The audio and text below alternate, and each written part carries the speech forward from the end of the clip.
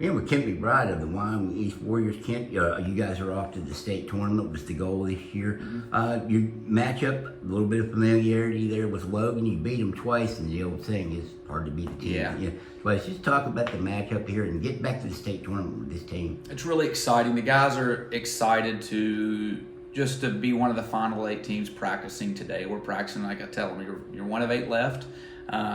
It's an exciting time in the community, in the school, for the kids. So when you get to our age, you have an appreciation for that, to where you can separate a little bit of the competitiveness and the joy that you have for the people in your program to get to experience it. And we have a familiar foe, Logan. We just played him about, I think, on the 1st, so it's at 14 days ago. So I don't know if that's good or bad, but it is an opponent we don't have to go out and scrounge around and figure out what's going on. We kind of know each other well, so it's going to come down to probably execution. And you have beat them twice, and it is hard to beat. Not many teams can brag going down to Logan and getting a win. Right. Also beat him here 3 times. You've coached all levels. Is that a saying, beating a team 3 times, or is that just a saying to me? Well, I guess when you're in our shoes right now, we're going to say no, because we're the one that's trying to make the 3 wins. So I don't think we spend a lot of time talking about that. We spend a lot of time on what worked and what didn't work, and what we did well and what we didn't do well. So our group doesn't talk about that. Our coaches don't talk about that. We'll let the parents and all the people outside talk about the old adage of beating a team 3 times. We just know on Tuesday at 9 o'clock we'll have to try to do it a 3rd time. What do you have to do to achieve that? When you've seen them twice now, what do they do that gives you some concern? Man, they're firepower. The way they play the game and the way they hit you in bursts, you have to be able to control those bursts. Mark Hatcher does a wonderful job. They're going to get up and down the court. They're going to really try their best to dictate the tempo, and we're not afraid to play fast. We just want to make sure it's on our terms. And for your own team, if you look at it, not many people, first of all, and it's a new age, obviously, but you got 2 freshmen started. Yeah. You got a sophomore starter. You've got a junior starter, and 1 senior, Zach Hunter, lone senior. Right. I mean, and a lot of times, the 2 freshmen and the sophomore are your leaders in scoring, right, which says something about your older guys, and the younger guys, and talent, obviously. But what's it been like just navigating this season with that young a team and to finish the way you guys did? It's been really nice. It's been really good being able to have them at a young age, because the benefit of that is they haven't really formed a whole lot of thoughts. They haven't really formed a whole lot of these game experiences, so you can be here while they develop them and help navigate the tough times. That's, they've all those young kids, they've had some tough times, and I'm blessed to be able to be here and just help them navigate through the tough times, because like we said, you can't avoid them. They're going to come. They're going to show up. So you have some bumps in the road, and I think we hit those points in late January, early February, and we've got ourselves through them, and I think we're playing our better basketball right now. Have you seen 2 freshmen that play at the level that both Talon and Brock Johnson have for you this year? I mean, they're, like I said, they lead you in scoring, and some nights they won't. But, I mean, if they're not scoring, they seem to have a real high basketball IQ. No, I've never seen 2 freshmen be able to shoulder the load that those guys shoulder day in and day out, and the expectations, the things that we put on them. I mean, for the most part, those guys are playing 31 to 32 minutes a game, and we're not really thinking anything about it. So it's unique to be able to, you're not penciling in, you're pinning in those 2 guys and their minutes a game, and it's been fun, and it's a testament to those 2.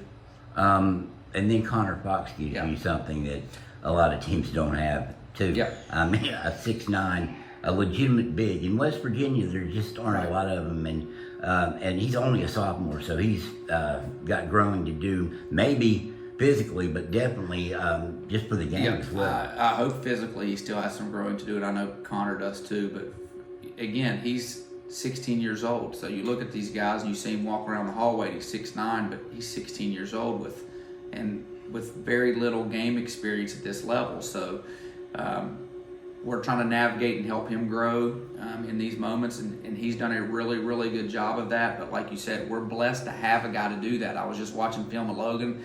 They beat us on a play that we knew was coming, and he just wiped it off the glass. That's that's talent, not coaching, and we're blessed to have someone down there that can erase the mistakes. What about your seniors, Zach? I mean, and he's not the only senior on the team. You got Right. a couple other guys that also play for you as seniors, but he is the starter. For him, you know, he's undergone coaching change here. It's his senior year. Sometimes you might think a guy, he's got to be an ultimate team guy. Because he doesn't seem to care if he gets the ball. And he doesn't. So we were, to give you Zach Hunt, we were playing against Summers County, and we put in the other senior, Landon Hodges, and Landon started playing really, really well. And I think Zach sat for, 8 minutes, 10 minutes in a row. And I turned around and said something to him about, hey, we're going to stick with Landon. And he looked at me with the explanation, like, why? You don't have to explain that to me. I know what you're doing.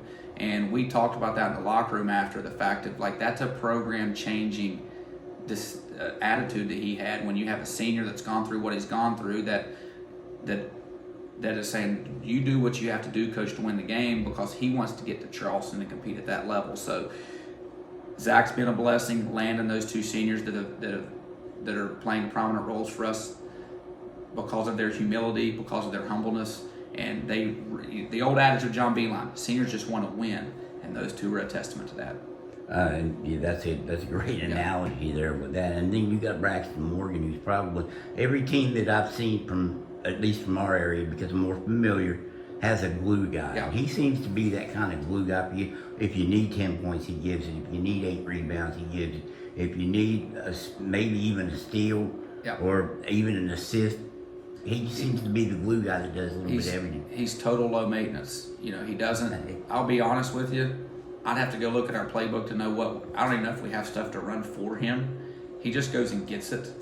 When we go back and look at our season, and coaches have talked about this, we went through about 3 or 4 game stretch. We won some games that we knew, man, we're just not playing very well. When you back and look, Braxton Morgan was out with an ankle injury. So when we weren't playing well, is a lot of times when he's not involved in the game, and because he's just his calmness and the way he can play all these positions, and the way he doesn't require any attention, he doesn't require anything, it bleeds over into others, because we've said it, he's kind of the alpha.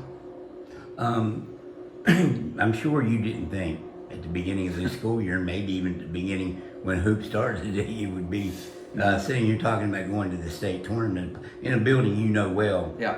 What did you think you'd be doing at this point in the year? Well, Getting ready for Little League? Well, we had a Little League meeting yesterday, so probably getting ready for Little League, but me and my wife had already booked our room at the embassy, and we were taking our kids up to Charleston a lot like my dad did. Me and Rory were both taking our kids up. We were going to spend the week up there because I wanted my kids to view the state tournaments as the mecca, the same way I did when I was a kid. I mean, like Frank Blake announcing my name was my goal as a kid. I wanted to hear him announce me. I didn't care if I started. I didn't care if I was support staff. I wanted my kids to start at their 10 and 6 to start getting that feel for the week of boys state tournament. So our plan was, we already had a room. My wife, we went up to spend the week, but we'll still You're gonna go. be at the state tournament anyway. I'll just be at a different hotel. Couldn't imagine that you'd be sitting on the bench. You No. may hear Frank Blake maybe say your name, He will say, who correct. who's doing the PA. So he does the PA announcing, but that was my plan, and that was Rory's plan. But plans change. Yes, they do. And they would. Did you know a lot of these kids anyway? I mean, you've been part of Mullins Little League for a long time, Yeah. I think, since you came back. You were gone for a few years, like we've all gone to other places and then came back. But did you have a pretty good rapport with these kids, or was Not really. And what's wild is again, Rory and I kind of do the same thing. We refereed back. We got to become officials, so we had refereed like Braxton and Connor and the Pineville So kids. you repped a lot of them. We repped a lot They of were them. probably mad at you to begin with. Yeah, we repped a lot of them. I coached at the middle school level, so I knew Talon and Owen Biggs. I wildly had never coached Brock Johnson because just where our paths were at middle school. But so I knew some of them. I knew their names, but did I have a personal rapport with them? No. And that's the challenge that people think about when you start in this situation that's happened is it's not the X's and O's. It's, do they trust me enough to believe anything the coaches say wholeheartedly is correct? And that takes time to develop. And not only with the kids, it takes time with them to develop within each other. So it's not as much about the X's and O's as is the cohesion. We've tried to accelerate that as fast as we can. What was the most gratifying moment of the season to this point? That's a really good question. Probably winning the other night at Bluefield to get to Charleston, because I knew how much it meant to these guys. I knew how much it meant to the program to get there, to take the next step as the program, and I would say probably winning on Friday or Wednesday, winning on Wednesday, and not only that, kind of winning against Bluefield, because what Bluefield's been for the last 13 years. What are your thoughts on both Wyoming County schools going in the same classification for the first time ever in a county driven by basketball, when every county's had a great program or a great run? You know what's What's been really good, Dave, is both teams made it. And if you get on social media and see the support that the county has had for both schools, we're getting messages from people on the other end of the county wanting to do things for our school, people on our end of the county want to do things for their program. You know, it is a bitter rivalry when those two games go up a year. But the support that the county has had for both teams, and the fact that we are kind of on opposite sides of the bracket, so we don't necessarily want to, hopefully we play each other, means we're both in the final game. But that is what I think has been really, really great as a parent of kids coming through, to see that. It's really heartwarming to know that both, and like me and Nick Cook, we've talked every day, and we've talked nothing but trying to help one another navigate the week ahead. And you know, I've joked with both of you, just niceness between the two is kind of sickening, but you guys kind of are on this, kind of in the same situation. Right. I think you probably want to stick it out. I know Nick's probably just hoping to get back to civilian life, so to speak, but at least he says that. It must be gratifying for you to see both teams in some regard, even though they are major rivals. We're major rivals, and it is gratifying. and I think part of the gratification is because of my admiration for Nick and our relationship that goes back. I mean, I went on vacation with him and his family when I was 10. So what's that, 31 years that Nick and I have had a relationship. So, what he's gone through this and what we've gone through this, I think both of our commonalities is we feel really a lot of joy because the kids had to go through it, because of the result for the kids. And that's what you get into it for. So I think if you would ask both of us, we're really happy for the kids involved more than myself and more than him. How did it work out that you went camping with he's a little bit older than you, I know. Well, how did that work out? His brother Ben, me and him we played AAU together when we started at 10, and we became best friends. I mean, I was in his wedding. So it was more like with his brother. I went with Ben, right? And Nick went on vacation. So I remember his parents, Patty and Perry. It was me, Perry, Ben, Nick, Patty, and Perry. They picked me up in Mabe, and I got in there.